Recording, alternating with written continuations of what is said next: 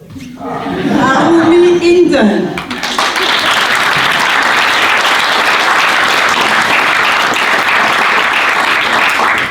Arumi Inden, cartésien. Cartésien, Arumi Inden.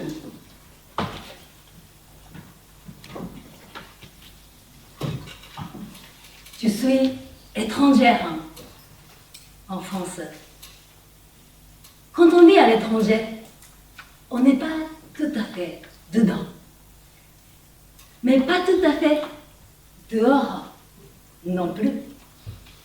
Cette situation d'être à la fois dehors et dedans me donne une vision singulière.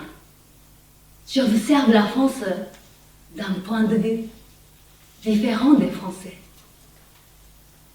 On dit que la vérité sort de la bouche des enfants et des ivrognes. Mais la vérité peut sortir de la bouche des étrangers. Voici ma vérité. En France, il y a beaucoup de cartésiens.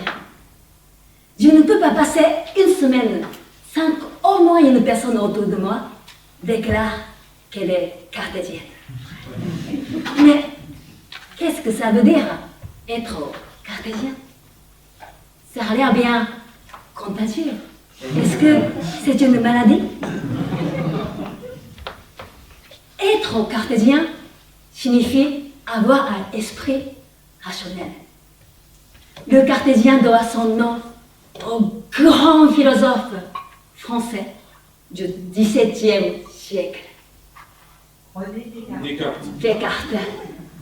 C'est lui qui a dit « Je pense, donc je suis ». C'est un homme carré avec la méthode. C'est pour ça que les cartésiens sont fiers d'être descendants de ce grand philosophe français. J'aurais dû remarquer des micro-mouvements de fierté sur leur visage quand ils disent « Ah, moi, je suis cartésien ». Parfois, des cartésiens m'invitent à leur soirée. Il y a des cartésiens sympathiques, champagne et de petits fours. Au moment de trinquer, ces cartésiens me crient dessus. Il faut se regarder dans les yeux, sinon tu attires le malheur. Face à cette fureur, je ne peux que m'excuser. Je suis désolée. On recommence.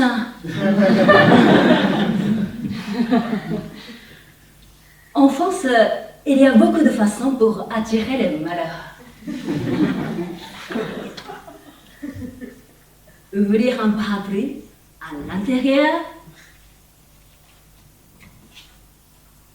croiser un chat noir dans la rue, poser une baguette de pain à l'envers, passer sous une échelle, allumer 3 cigarettes avec la même allumette. De toute façon, je me tue. Si on casse un miroir, on aura carrément le privilège d'avoir 7 ans de malheur. Quand on chiffre 13, c'est un peu délicat. Si on dit au loto un vendredi 13, est-ce que c'est pour ramasser un peu de malheur? Tout ça, c'est ce qu'on appelle la superstition. Est-il possible qu'un cartésien soit superstitieux? En principe, non. Le cartésien, dans la définition même, l'oblige à avoir un esprit logique, ne doit pas croire à ce qui n'est pas prouvé par la science. Mais, en pratique, c'est tout à fait possible. En France, tout est possible. Il y a l'exception française. C'est une exception qui résout tous les problèmes grammaticaux, problèmes comportementaux. L'exception française a une réponse à tout. C'est très pratique. Donc, c'est tout à fait possible d'avoir des cartésiens superstitieux. D'ailleurs, c'est typiquement français.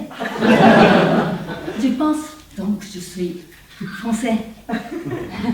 Ne dit-on pas en France que c'est l'exception qui confirme la règle? Après avoir raconté tout ça, je dois avouer que je suis moi-même cartésienne.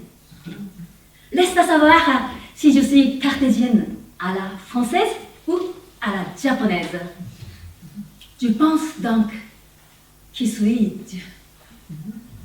En tout cas, en tant que cartésienne, j'ai une envie irrésistible de vérifier toutes les superstitions, une par une, avec la méthode de Descartes.